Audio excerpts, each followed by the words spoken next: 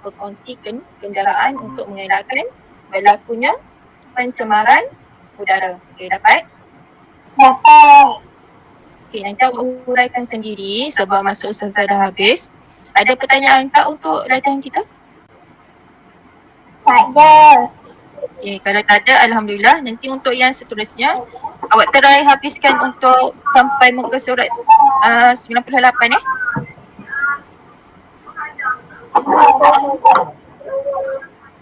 Okey, kalau macam tu, itu saja daripada Ustazah. Assalamualaikum. Waalaikumsalam warahmatullahi wabarakatuh. Ustazah Sarah. Terima kasih Ustazah Sarah. Sama-sama. Waalaikumsalam. Terima kasih Ustazah Sarah. Sama.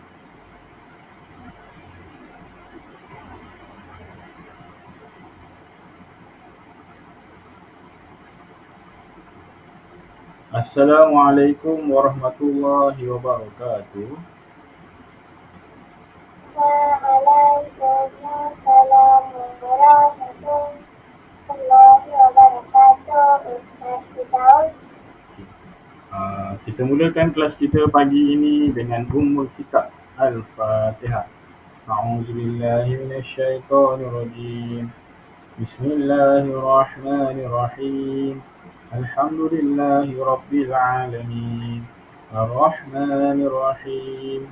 Maliki yaumiddin. Iyyaka na'budu wa iyyaka nasta'in. Ihdinas siratal mustaqim. Siratal ladzina an'amta 'alaihim ghairil maghdubi 'alaihim waladdallin. Amin. Okey, apa khabar semua? Sihat? Alhamdulillah. Alhamdulillah. Okey, Ustaz bagi masa 2 minit untuk kamu renggang-renggangkan tangan, stretching badan, gerakkan leher kamu, minum air, okey? Garu-garu kepala. Okey, tak minum air sekejap.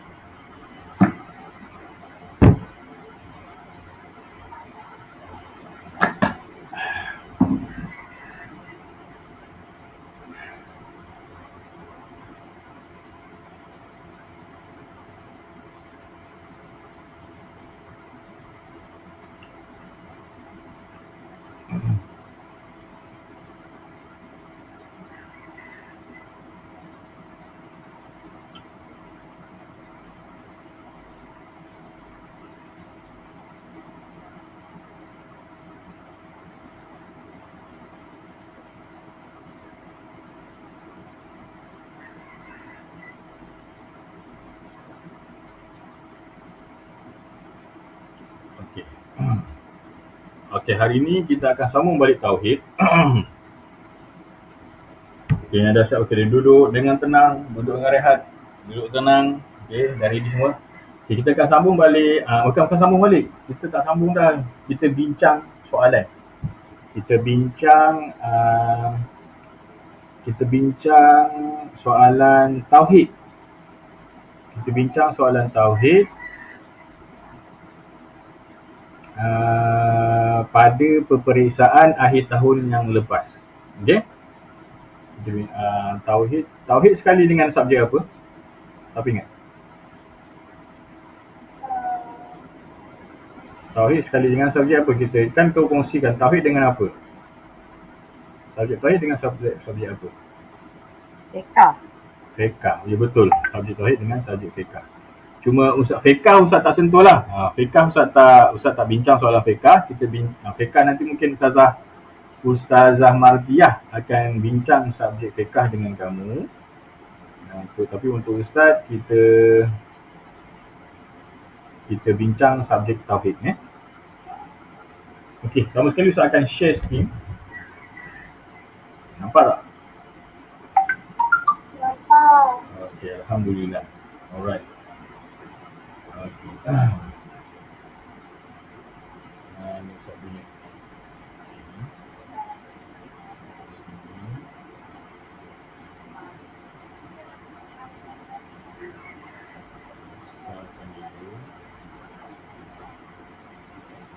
Okey. Tulisan tu nampak tak? Kecil kan? Okey, Ustaz akan besarkan tulisan dia. Jadi Ustaz gunakan laptop ni punya tulisan Ustaz kecil.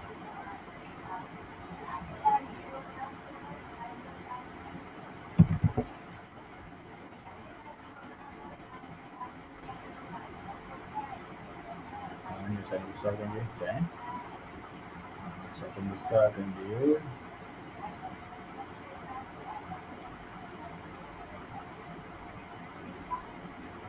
Besar lagi. Besar. Alright, 200 tu. 200 agak besar sikit. Okey. Okey, soalan penilaian akhir tahun. Sekolah rendah Integrasi Terhadap Islam Seriti Negeri Selangor. Hari Rabu, tarikh 29 bulan 9 2021. Tempoh masa jawab 2 jam. 1 jam tauhid, 1 jam lagi fiqh. So, bahagian A tauhid 50 markah dan bahagian B tauhid fiqh 50 markah. Soalan arahan yang kedua, anda digendaki menjawab semua soalan dalam tulisan Jawi. Murid ini tulisan Jawi lah. Murid hanya dibenarkan menjawab sekali sahaja. Okey, ni submit. Okey, dah siap je selesai jawab, submit. Tulis lah soalan tu kan. Okey, next. Maklumat peribadi murid. Sila isi maklumat di bawah dengan lengkap. ZZ. Dia dah jawab dah. Tak tukarlah. Start to browse.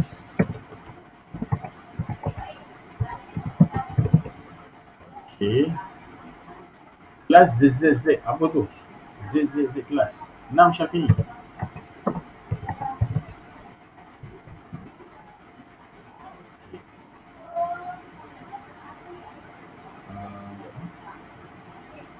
Good.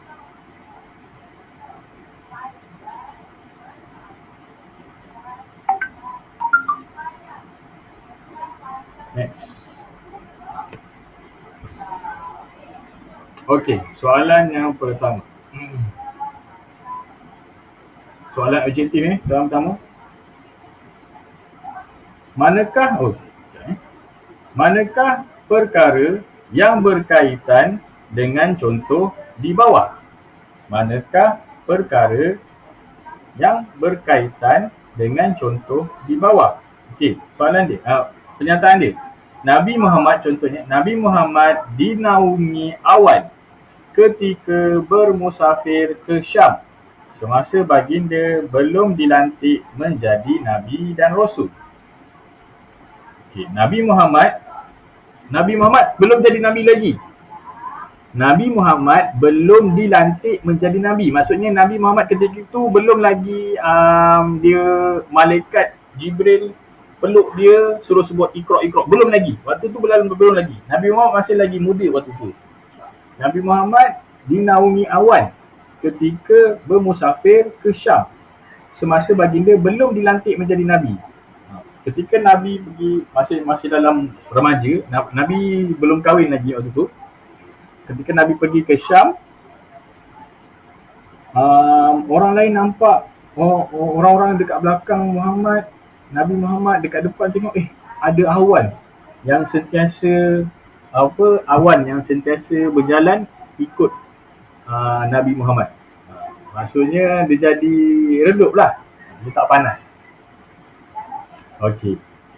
Apakah jawapan dia? Irhas ke? Syirik ke? Ma'unah ke? Mukjizat? Okey, boleh tengok buku teks. Pegang buku teks. Itu bahasa Arab, Ustaz. Ya? Ya, Aisyah? Itu bahasa Arab. Kalau buku bahasa Arab. Terima kasih, Aisyah. Ustaz main ambil je.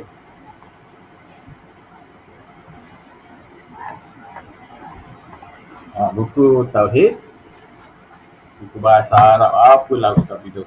Okey, buka muka surat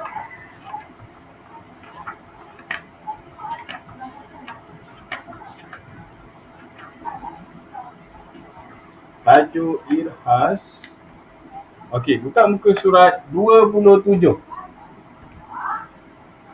Buka muka surat 27.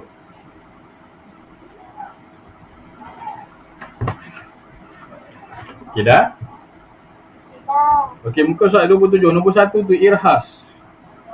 Irhas ialah perkara yang di luar perkara luar biasa yang berlaku kepada seseorang sebelum diangkat menjadi nabi dan rasul. Contohnya, Nabi Muhammad SAW dinaungi oleh awan ketika bermusafir ke Syam semasa baginda belum dilantik menjadi nabi dan rasul. Jadi jawapannya apa? Irhas. Irhas. Bukan mukjizat. Belum lagi mukjizat. Sebab kalau mukjizat tu adalah perkara luar biasa yang Rasulullah buat untuk menguatkan hujah bagi orang yang menentang Nabi Muhammad waktu tu. Dia minta macam-macam dekat Nabi Muhammad. Dia kata, okey, kalau kau rasul, kau bulan, dia kata. Itu mukjizat. Rasulullah pun belah bulan. Itu adalah mukjizat. Okey? Ataupun Al-Quran. Kalau kau betul, keluarkanlah satu ayat yang bagus. Sebab Nabi Muhammad tak boleh baca kan.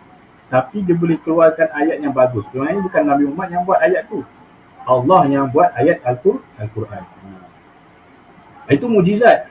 Tapi kalau nabi ataupun rasul yang belum menjadi nabi lagi, tapi dia dapat perkara luar biasa tu berlaku, itu dipanggil irhas. Okey, irhas ni baiklah. Okey, seterusnya soalan yang kedua. Berikut merupakan tujuan mukjizat diturunkan kepada rasul. Kecuali, okey, ni tajuk mukjizat tau. Tajuk mukjizat. Okey, tajuk mukjizat, buka muka surat 20. Okey, muka surat 20. Berikut merupakan tujuan mukjizat diturunkan kepada Rasul. Kecuali, ada perkataan kecuali kat situ. Okey. Dekat sini ada semuanya merupakan tujuan mukjizat. Ada satu aja yang bukan tujuan mukjizat. Itulah jawapan dia. Okey. Okey, soalan yang pertama tu. Jawapan yang pertama menunjukkan kekuasaan Allah. Betul atau salah? Ini tujuan mukjizat kan? Ke bukan tujuan mukjizat? Tujuan mukjizat. Yang ini tujuan mukjizat. Dia nak kecuali. So jangan tanda yang ni. Kalau kamu tanda ni salah. Kedua, menguatkan bahawa seruannya dari Allah, bukan rekaannya. Ini tujuan mukjizat ke bukan tujuan mukjizat? Tujuan mukjizat. Ini pun tujuan mukjizat juga. Okey. Yang ketiga, melemahkan seruannya terhadap orang kafir musyrikin. Melemahkan seruannya. Seruan Nabi, melemahkan seruan Nabi terhadap orang kafir musyrikin. Okey. Yang ini adalah kecuali. Sebab apa yang ni? Ini jawapan dia sebab apa? Melemahkan seruannya. Seruannya tu Nabi lah. Untuk melemahkan seruan Nabi terhadap orang kafir dan musyrik. Maksudnya bila mukjizat dibuat, tiba-tiba orang kafir tak percaya sebab mukjizat tu lemah. Salah lah tu. Kan dia kata melemahkan kan. Tak, mukjizat tu untuk menguatkan, bukan untuk melemahkan. Okey? Dia lawan yang atas tadi. Yang keempat ni menjadikan kemenangan dan kejayaan para nabi dan rasul. Ini tujuan mukjizat. Ini tujuan mukjizat, menjadikan kemenangan dan kejayaan para nabi dan rasul. Ini tujuan mukjizat. Okay, yang bukan adalah yang kedua. Ini yang ketiga, melemahkan seruannya. Mukjizat bukan untuk melemahkan melemahkan bukti Allah, tak. Tapi menguatkan. Mukjizat ini untuk menguatkan bahawa seruan itu. Okey. Seterusnya, soalan yang ketiga, pengertian di bawah merujuk kepada perkara. Pengertian di bawah merujuk kepada perkara luar biasa yang berlaku kepada Nabi dan Rasul untuk membuktikan kebenaran kerasulannya. Mukjizat ke, irhas ke, sihir ke, ihana.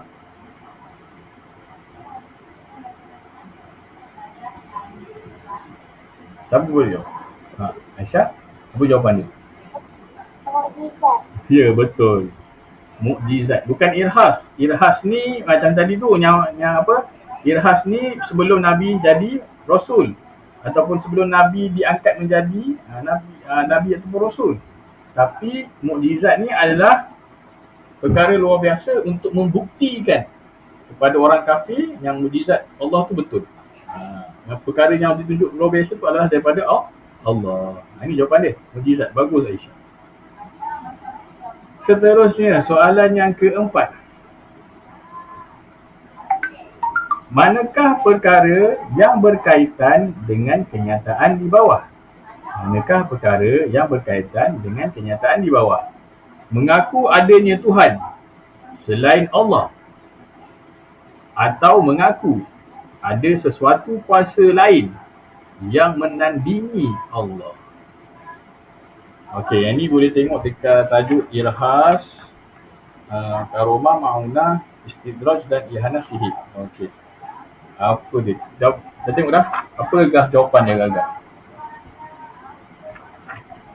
Dia sama ada 3 tu, Istidraj ataupun Ihanah ataupun Sihir. Bukan sihir. Oh, ini tajuk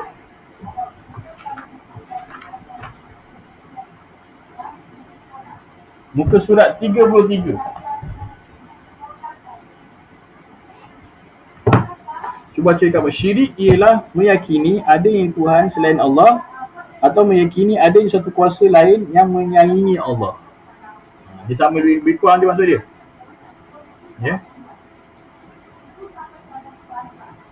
Mengaku ada yang Tuhan selain Allah atau mengaku ada suatu kuasa lain yang menandingi Allah. Sama je maksudnya. Syirik ialah meyakini ada yang Tuhan selain Allah dan meyakini ada suatu kuasa lain yang menyaingi Allah. Jadi jawapan dekat sini yang paling betul adalah syirik. Syirik dia mengaku ada Tuhan lain. Dia kata ada Tuhan lain. Na'udzubillah. Okey. Padahal Tuhan tu ada satu je, Allah saja Tuhan ni. Mana ada Tuhan lain dah? Allah je Tuhan kita. Lepas tu dia kata ada yang lagi berkuasa daripada Allah. Salah lah. Sebab yang paling berkuasa sekali adalah Allah. Okey. Jawapan dia, suatu soalan yang keempat. Seterusnya, soalan yang kelima. Hukum mempercayai khurafat ialah hukum mempercayai khurafat. Okey, ni tajuk khurafat. Tajuk khurafat buka muka surat 36. Surat 36. Khurafat. Hukum mempercayai khurafat. Muka surat berapa?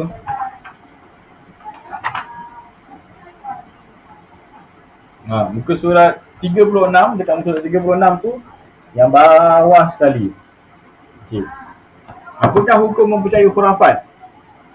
Sunat ke, harus ke, wajib ke, haram? Haram. Haram, betul. Berdosa kita mempercayai perkara-perkara khurafat. Perkara-perkara karut marut. Okey. Seterusnya, soalan yang keenam. Manakah antara berikut merupakan kesan beriman kepada perkara sam'iyat? Manakah antara berikut merupakan kesan beriman kepada perkara sam'iyat? Ini boleh tengok buka surat yang ada ustazah tu. Yang ada ustazah ni. Buka surat 14. Buka surat 14. Okey, kesan beriman kepada perkara sam'iyat. Kita jumpa. Okey.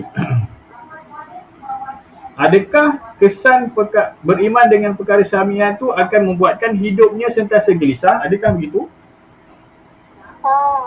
Tidak. Adakah akan membuatkan hidupnya tiada pedoman? Tiada panduan dan pedoman? Adakah begitu? Tidak juga. Sabar dalam menghadapi dugaan. Betul ke? Betul. Dia ada tak sabar dalam? Ada, betul. Nombor 2, sabar dalam menghadapi dugaan. Yang kedua, mudah berputus asa dan tidak bersyukur. Ini adalah tidak beriman dengan perkara syamiat. Hidupnya sentiasa gelisah, ini tidak beriman, ini tidak beriman pada syamiat. Hidupnya tiada panduan dan pedoman, ni pun sama, orang yang tidak beriman dengan syamiat. Orang yang beriman dengan syamiat akan sabar dalam menghadapi dugaan. Bagus. Okey, seterusnya soalan yang ketujuh. Contoh di bawah merujuk perkara. Okey, contoh di bawah merujuk perkara. Seseorang yang mengalami kemalangan yang mengorbankan orang lain tetapi hanya dia terselamat. Apakah namanya? Seseorang yang mengalami kemalangan yang mengorbankan orang lain tetapi hanya dia terselamat. Adakah mukjizat? Adakah irhas? Adakah sihir? Adakah ma'unah? Ini boleh tengok dalam tajuk tadi. Tajuk yang banyak-banyak. Muka surat 27. Okey, mukjizat bukan. Mukjizat ni kepada Nabi Muhammad, Nabi kan. Mukjizat ni kepada Nabi. Nabi Musa, mukjizat tongkat kan. Nabi Muhammad, mukjizat Al-Quran. Nabi Nabi Sulaiman boleh bercakap dengan binatang kan. Itu mukjizat. Irhas ni macam Nabi Muhammad yang belum lagi jadi nabi ataupun rasul tetapi awan menaungi dia. Itu irhas ya. Sihir ni perkara dosa lah. Kalau kita tengok ni, seorang yang mengalami kemalangan yang mengorbankan orang lain tetapi hanya dia terselamat. Sihir bukan sihir. Sihir ni ada ke? Sihir ni persepakatan antara tukang sihir dan jin. Itu maksudnya. Sihir ni orang jampi lah. Jampi serapah kepada untuk merosakkan keluarga, merosakkan suami isteri, itu sihir. So jawapannya adalah ma'unah. Jawapannya ma'unah. Ma'unah ni seseorang yang mengalami kemalangan yang mengorbankan orang lain tetapi hanya dia tu selamat. Contohnya ada saya cerita sebelum ni, ada kapal terbang terhempas, semua kapal terbang orang dalam tu semua mati. Tetapi ada seorang kanak-kanak terselamat. Pelik kan? Itu kuasa Allah lah tu, ma'unah lah tu. Seterusnya, yang ke-8. Contoh di bawah merujuk kepada perkara luar biasa yang dikaitkan dengan perkara. Okey, yang ni tak ada dalam buku. Saya dah tengok dah buku tapi macam tak jumpa je jawapan ni. Tapi kamu boleh tahu sebab dia macam ada kena-mengena lah. Contoh di bawah merujuk kepada perkara luar biasa yang dikaitkan dengan perkara. Kisah Ashabul Kahfi yang tidur dan hidup dalam gua selama 309 tahun dengan tidak bangun-bangun. Adakah ia mukjizat? Adakah ia irhas? Adakah ia sihir? Adakah ia karamah?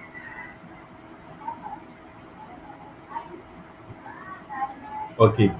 Dia bukan mukjizat. Bukan mukjizat sebab mereka ni bukan nabi. Ashabul Kahfi ni bukan nabi. Mukjizat ni untuk nabi dan rasul sahaja. Ashabul Kahfi ni ada cerita mengatakan 7 orang pemuda. 7 orang pemuda. Diorang ni bukan nabi So bukan mukjizat. Adakah irhas?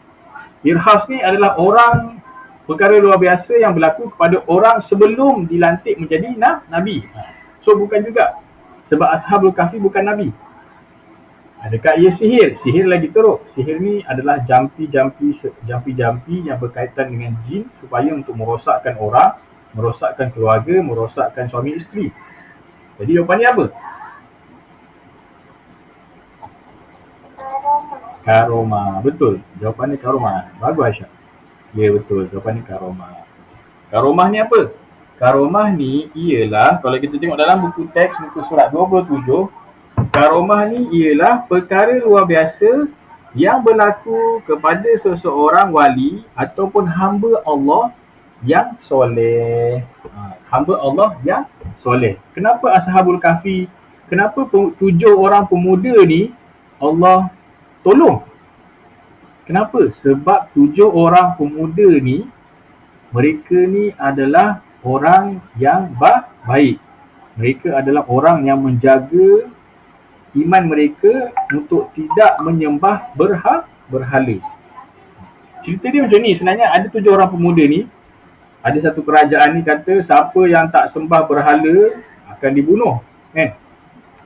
Jadi mereka ni 7 orang pemuda ni bila nak dibunuh tu mereka ni lari. 7 orang pemuda ni lari masuk dalam gua dan Allah timbuskan gua tu. Maksudnya tutup gua tu dan orang lain tak jumpa gua tu. Dan mereka tidur dalam gua tu. Mereka tak sangka orang tidur. Dan bila mereka Allah tolong mereka. Dan apabila mereka tidur, rupa-rupanya mereka sudah tidur selama 309 tahun. Mereka dah tidur selama 309 tahun. Tidur je kan. Padahal mereka ingat mereka tidur sekejap. Sebab apa mereka tidur sekejap? Bila mereka bangun tu, bangun je daripada tidur, mereka tengok anjing mereka telah mati. Bukan cakap telah mati je, anjing ni telah, dia ada anjing. Anjing waktu tu, ini bukan kisah zaman Rasulullah lah. Anjing tu, ada anjing dalam tu dah tinggal tengkorak. Anjing lagi tinggal tengkorak je. Dan dia mereka pelik, kenapa anjing ni tinggal tengkorak? Bukan kita tidur satu malam je ke? Kita tidur satu malam je lah, cakap pemuda-pemuda lain kan. Lepas tu pemuda lain kata, lapar lah. Lapar lah bangun tidur ni, macam dah lama tak makan. Mereka tak tahu yang mereka telah ditidurkan Allah selama 309 tahun. Mereka tak tahu.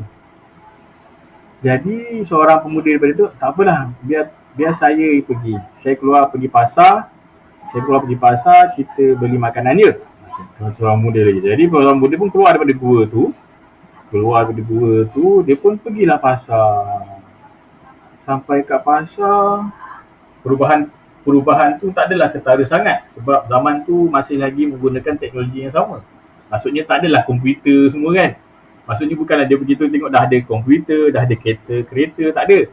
Masih lagi kaedah yang sama, masih lagi naik kuda, masih lagi naik keldai, masih lagi rumah pun masih lagi menggunakan kayu kan. Maksudnya dari segi pandangan tahun tu dia tak dapat nak bezakan tahun berbila. Dia nampak macam sama. Cuma dia tengok orang lain dah macam tak kenal dia. Kan sepatutnya dia ingatkan dia tidur satu hari. Sepatutnya dia tidur satu hari dan mereka sangkakan bila dia orang keluar tu nanti orang mesti cari dia kan. Sebab mereka lari ke gua tu sebab mereka tak nak sembah berhala. Mereka beriman kepada Allah dan Allah selamatkan mereka. Tapi bila dia keluar ke pasar tu orang lain tak tahu je dengan dia. Maksudnya orang tak kenal pun dia orang. Lepas tu bila dia dapat buah tu dia nak beli dah buah. Lepas tu dia bayar. Dia bayar guna duit shilling lah. Waktu tu zaman tu pakai duit shilling. Bila dia bayar duit shilling tu, penjual tu cakap apa? Ni duit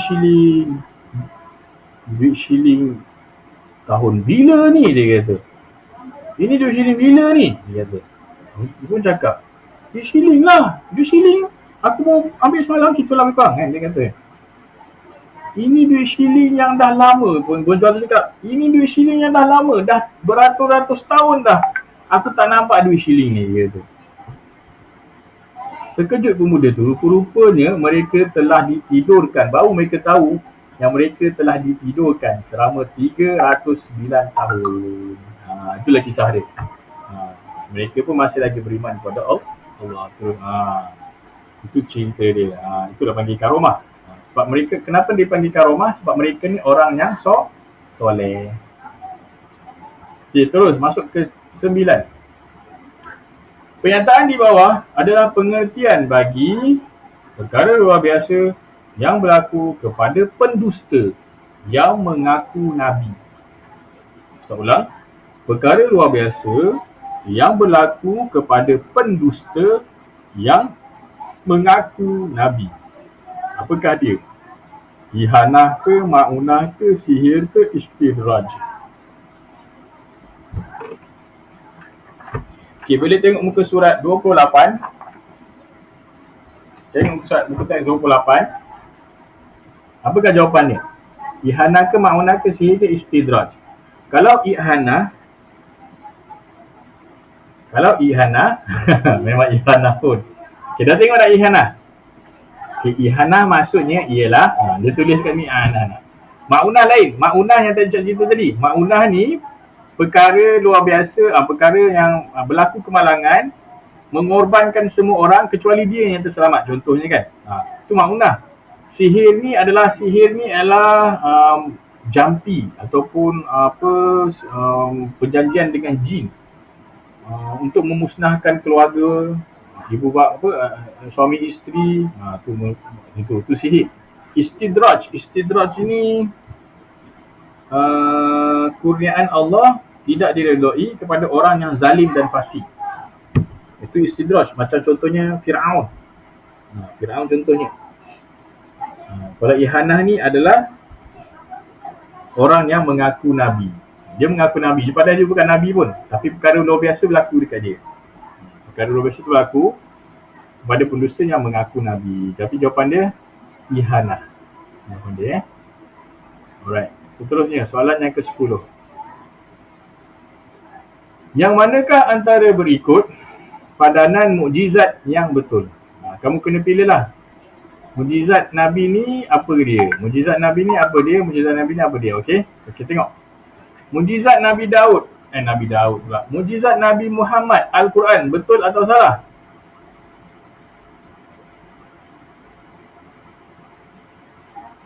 Mukjizat Nabi Muhammad ialah Al-Quran. Betul atau salah? Betul. Ya, betul. Mukjizat Muhammad, Quran. Okey. Satu betul. Okey, ini betul. Ini betul. Okey, ada dua je betul. Ini ataupun ini. Ada dua je betul. Ini ataupun ini. Okey. Okey. Okey, sekarang ni Nabi Musa. Mukjizat Nabi Musa tidak terbakar oleh api. Betul atau salah? Nabi Musa tidak terbakar oleh api. Betul atau salah? Itu mukjizat Nabi apa tu? Okey, tidak terbakar oleh api ni bukan mukjizat Nabi Musa, tetapi mukjizat Nabi Ibrahim. Nabi Ibrahim dicampakkan ke dalam api yang besar. Dan dia tidak terbakar pun. Allah jaga Nabi Ibrahim dalam api tu. Jadi sejuk api tu. Okey. Jadi ini bukan Nabi Musa, mukjizat ni adalah tongkat. Itu mukjizat Nabi Musa. Betul. Nabi Daud boleh melenturkan besi menggunakan tangan. Betul atau salah? Betul. Betul. Nabi Muhammad boleh melenturkan, Nabi Muhammad pula. Nabi Daud boleh melenturkan besi, boleh mencairkan besi ataupun boleh membentuk besi menggunakan tangannya sahaja. Okey. Nabi Sulaiman tongkat bertukar menjadi ular. Ini bukan. Ini mukjizat Nabi Musa.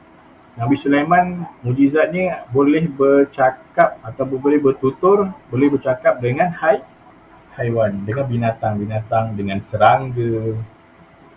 Itu Nabi Muhammad. Nabi Muhammad itu Nabi Sulaiman, ya. Contohnya Nabi Sulaiman bercakap dengan semua. Jawapannya betul adalah Nabi Muhammad, Al-Quran, dan Nabi Daud boleh menentukan mesti 1 dengan 3 jawapannya betul. Ini jawapan dia. Okey. Seterusnya kita masuk kepada hukum mempercayai sam'iyat. Hukum mempercayai sam'iyat ialah apa dia?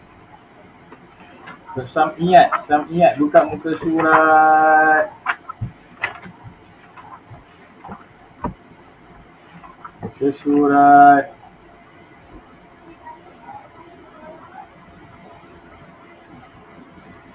3. Buka muka surat 3. Hukum mempercayai sam'iyat. Orang yang tidak beriman dengannya dihukumkan kafir. Kalau hukum kafir, kalau tak beriman, maka yang kelima tu, kalau begitu ibu sam'iyat tidak boleh ditanggapi melalui panca indera dan tidak tercapai oleh akal kita semata-mata. Sebaliknya kita wajib mempercayai perkara-perkara sam'iyat tersebut. Jadi jawapannya adalah hukum mempercayai sam'iyat, hukumnya adalah Wajib. Wajib. Betul. Kita balik. Hukum percaya samiyat ialah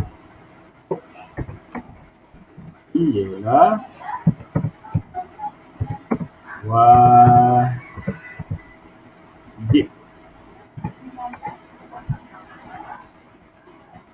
Okey, seterusnya. Soalan yang kedua. Senaraikan dua contoh mukjizat. Mukjizat ada banyak. Mukjizat ada banyak kan? Apa kalau kita tengok dalam buku teks, mukjizat ada muka surat 6, muka surat 7, muka surat 8, muka surat, ada 10 mukjizat. 10 pula. Yelah ada 9, ada 10. Dosa, pahala, alam barzah, padang mahsyar, syurga, neraka, malaikat, jin, mizan, sirat. Itu saja. Kalau kamu jawab syurga dan neraka betul, dosa dan pahala pun betul. Apa-apa yang 10 tu lah. Kamu jawab apa? Betul. Ustaz lebih suka mudah. Syurga dan neraka, pahala. Dosa dan pahala lah. Pahala dan dosa. Pahala.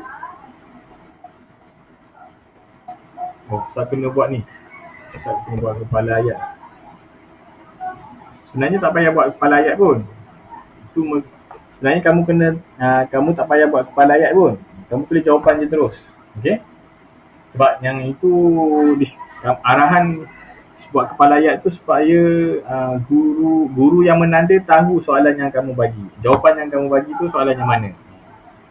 Jadi kamu dah tahu dah. So dosa, pahala dan dosa. Pahala dan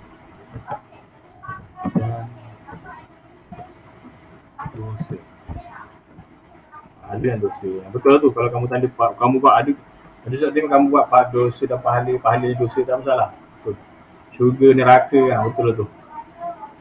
Jin, malaikat, betul. Tak masalah. Okey, seterusnya soalan yang ketiga. Nyatakan pengertian mukjizat. Pengertian mukjizat boleh tengok dalam muka surat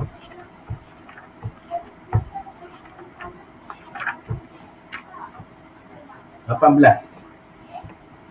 Mukjizat ialah perkara luar biasa yang dilakukan oleh Allah melalui para rasul untuk membuktikan kebenaran kerasulan dan risalahnya. Panjangnya. Mukjizat ialah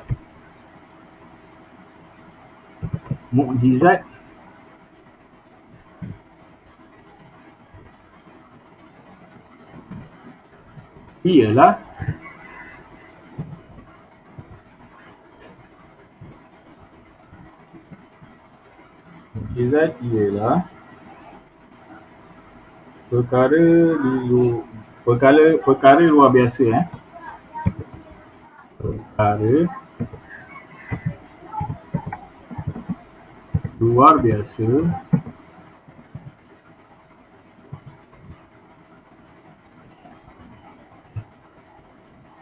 luar biasa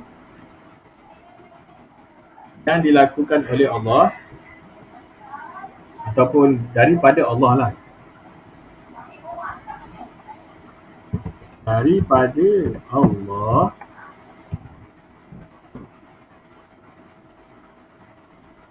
kepada Rasulnya.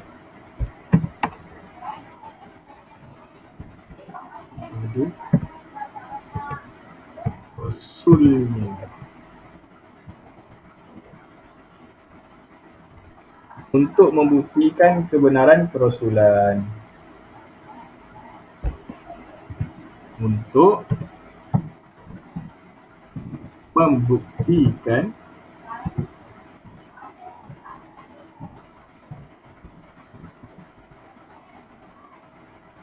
kebenaran kerasulannya.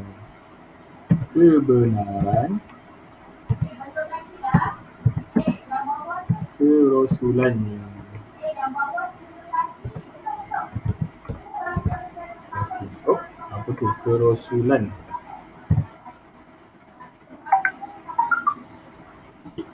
Boleh buat macam ni, tak apa. Yang penting kamu faham. Nanti kamu tak faham. Mukjizat ialah perkara luar biasa daripada Allah kepada Rasulnya untuk membuktikan kebenaran kerasulannya. Okay? Itu merupakan mujizat. Yang mana kamu dapat hafal lah. Kalau kamu jawab perkara mujizat luar biasa yang dilakukan pada Allah pun dah betul. Daripada Allah pun dah betul. So kata dia betul. Jadi dapat 4 markah kat sini. Nampak tak 4 markah ni? Dapat 4 markah kat situ. Kalau kamu jawab sikit, Ustaz akan bagi 1, Ustaz akan bagi 2, kalau banyak sikit 2, 3, kalau macam ni Ustaz bagi 4 terus. So, betul, faham dah kan? Okay? 4 markah kan? Okay, seterusnya soalan yang keempat. Apakah 2 bahagian mujizat? Mujizat ada 2, apakah dia mujizat ni? Mujizat apa? Mujizat hissi dengan mujizat maknawi. Betul, bagus Aisyah. Dia betul. Mujizat hissi dan mujizat maknawi. Kat mana Muka surat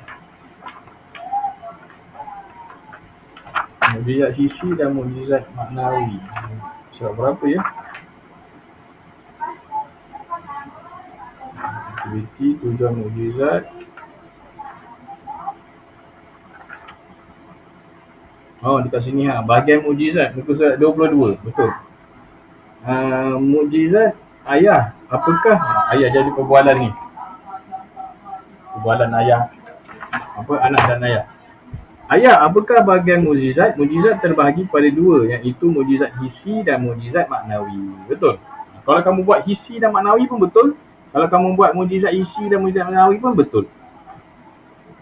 Okey. Tapi saya lebih suka mujizat. Mujizat hissi. Mujizat hissi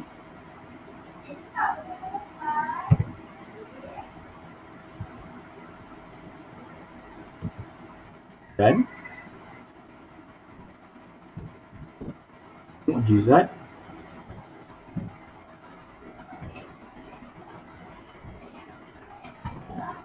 maknawi.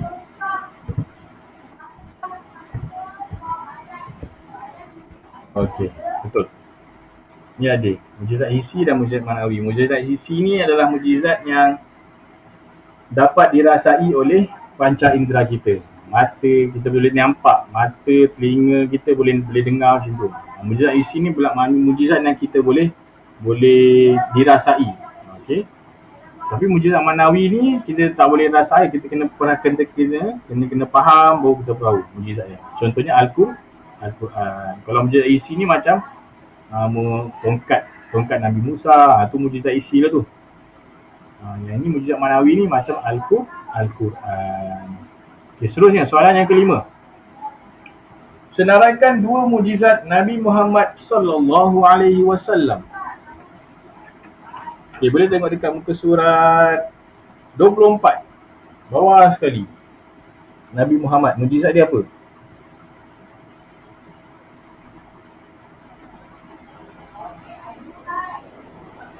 Okay, yang pertama dekat bawah tu. Alhamdulillah. Bulan terbelah 2. Bulan terbelah 2 dapat dilihat oleh semua orang, kafir dan Islam. Bulan terbelah 2 tu mujizat Nabi Muhammad. Perjalanan baginda Isra' Mi'raj. Isra' Mi'raj pun mujizat Nabi Muhammad. Terpancar air di celah-celah jarinya dan diminum oleh orang ramai. Itu pun mujizat Nabi Muhammad. Okay. Al-Quran pun mujizat Nabi Muhammad. Okay? Betul. Kalau kamu buat Al-Quran keluar air di celah-celah jarinya ke, betul. Terbelah bulan pun betul. Dan Isra' Mi'raj, kamu tulis Isra' Mi'raj pun Ustaz bagi betul. Okay? Alright. So Ustaz lebih suka kat sini mujizat Nabi Muhammad adalah bulan terbelah 2.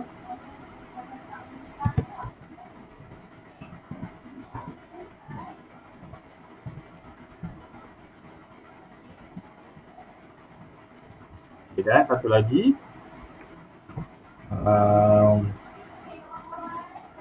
Isra' Mi'raj.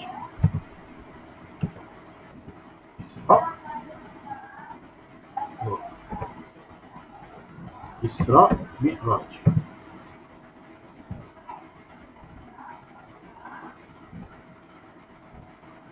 Mujizat. Ustaz nak tanya, mujizat Nabi Muhammad yang paling besar sekali, mujizat apa?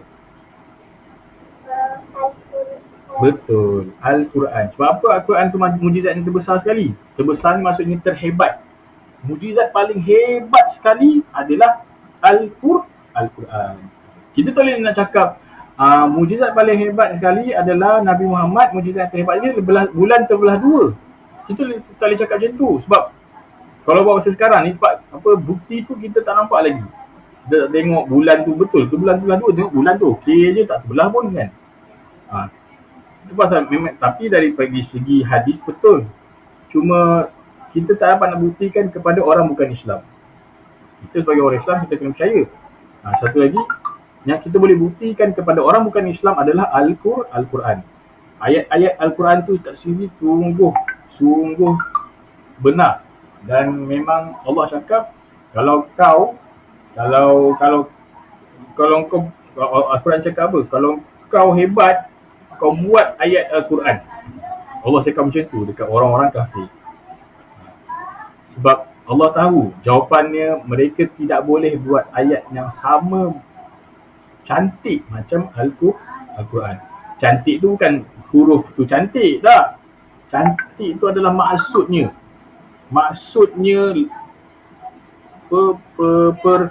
Susunannya memang cantik. Itu maksud Al-Quran. Okey, terusnya. Tuliskan satu contoh ma'unah.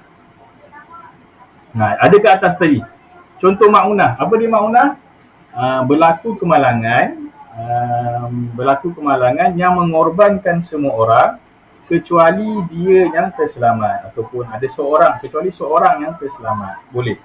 Itulah contoh ma'unah. Okey. So dia suka tengok ma'unah kat sini.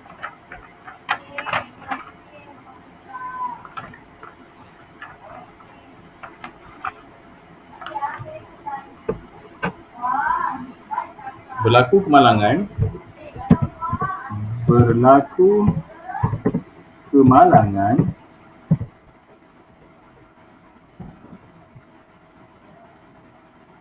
yang mengorbankan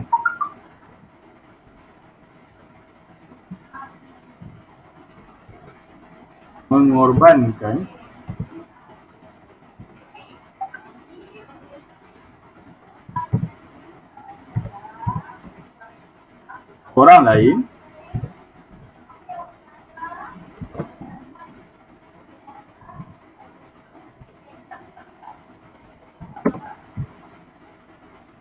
tetapi hanya dia terselamat. Tetapi hanya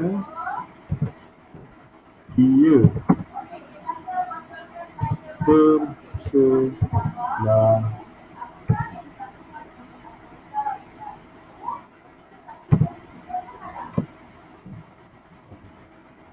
Berlaku kemalangan yang mengorbankan orang lain tetapi hanya dia terselamat. Okey dah, cukup. Itulah tu.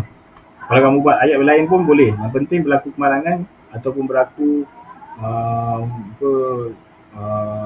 banjir ke, musibah ke, berlaku musibah kan, contoh kan, berlaku musibah mengorbankan semua orang tetapi hanya seorang kanak-kanak selamat. Kalau kamu buat macam tu pun betul. Okey. Alright. Seterusnya, soalan yang terakhir untuk bahagian ni. Berikan satu tujuan sihir. Apakah tujuan sihir? Tujuan dia untuk memecah belahkan dan mencerai-beraikan rumah tangga suami isteri kan. Okay. Dia nak satu je. Berikan satu tujuan sihir. Satu tujuan sihir memecah belahkan.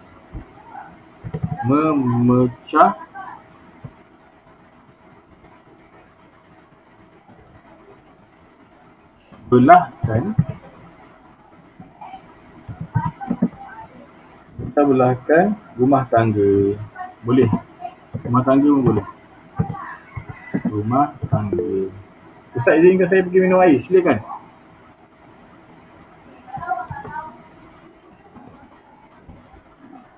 Ini pun betul.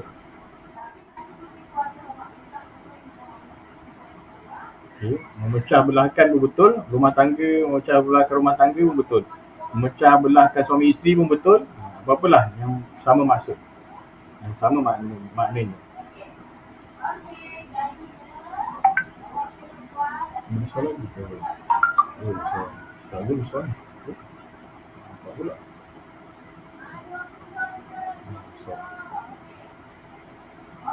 Okay, seterusnya soalan yang ni memecah belahkan.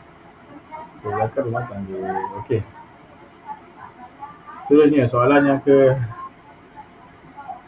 Seterusnya bahagian yang ketiga. Apakah hukum mempercayai perkara khurafat?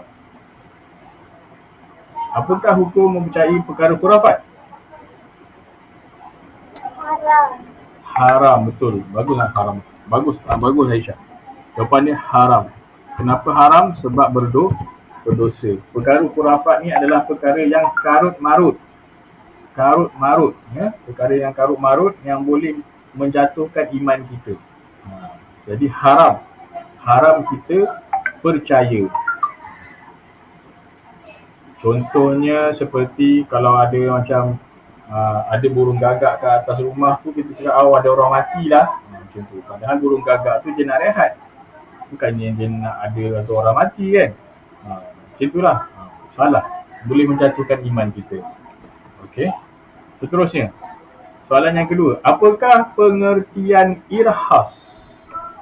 Pengertian irhas, ada yang Ustaz tulis ke atas tu sekali. Kamu boleh tiru yang atas tadi. Ke atas dengan sini lah. Kat sini kan. Irhas ialah Nabi Muhammad dinaungi awan ketika bermusafir ke Syam semasa baginda. Ini contohnya. Dia nak contoh ke? Dia nak pengertian irhas. Okey, pengertian irhas. Pengertian irhas ni ia perkara luar biasa yang berlaku kepada seseorang sebelum diangkat menjadi Nabi dan Rasul. Boleh jawab kat sini lah, kat sana sini. Tak ada. Tak ada sini. Okey, tak apa. Okey, pengertian irhas ialah perkara luar biasa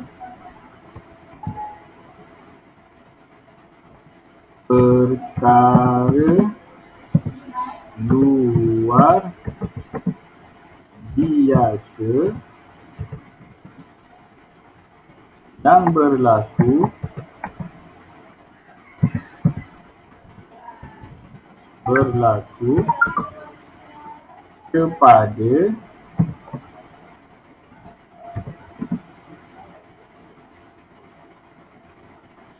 seseorang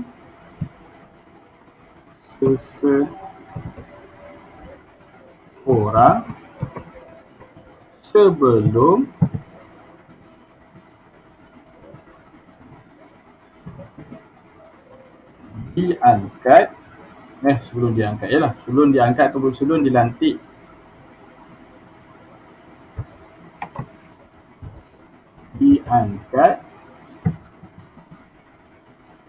menjadi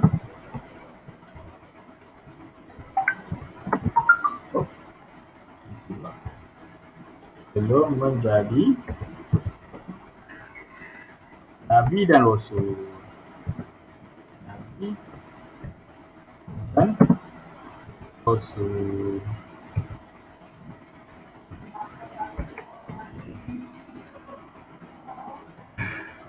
Itu perkara luar biasa yang berlaku kepada seseorang sebelum dia angkat menjadi Nabi dan Rasul. Okey, kita berhenti sini dulu Okey, yang ini kita akan jawab pada minggu depan. Okey, kita rehat dulu. Ada lagi baki 3 minit. Okey, tadi boleh dah nak minum air ke? Tadi sebelum Ustaz masuk matematik ke?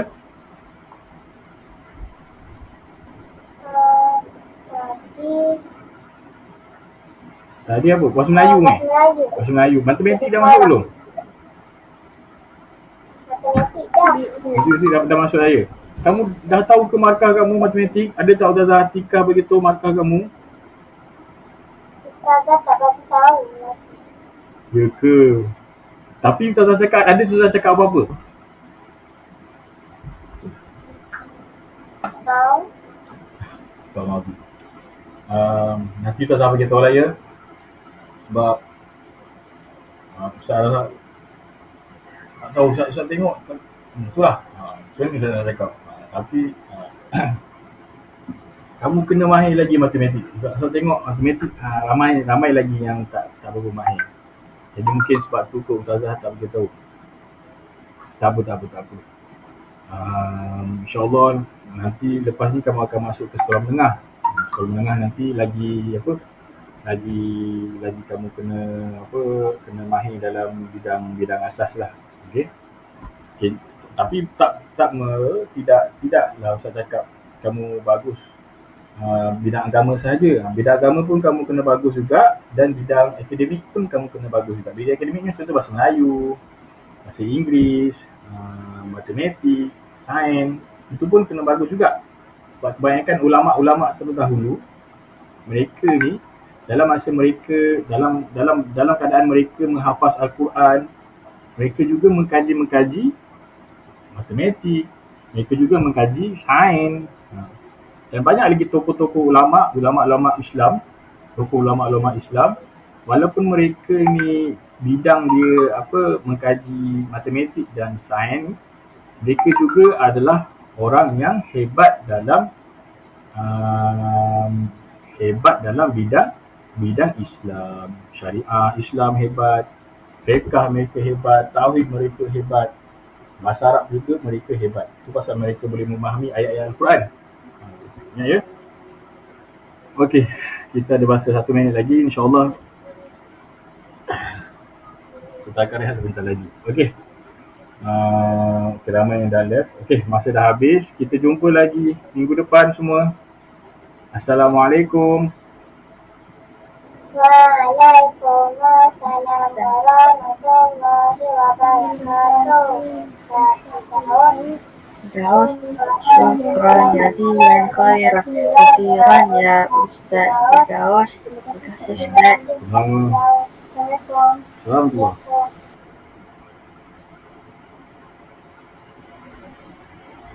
Terima kasih Ustaz. Sama-sama.